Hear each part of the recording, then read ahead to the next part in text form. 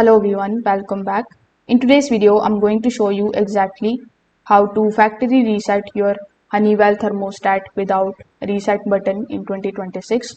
So first of all, you need to start with the simplest reset method.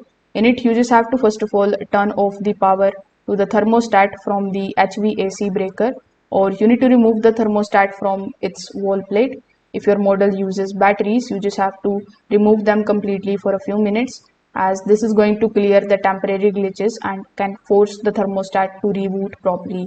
Now, many Honeywell models uses secret button combination instead of the physical reset button. On several Honeywell 6000 series models, you need to press the fan button along with the up arrow button, and you need to basically press and hold these two buttons for at least 5 to 10 seconds until the screen changes or the reset option appears in front of you.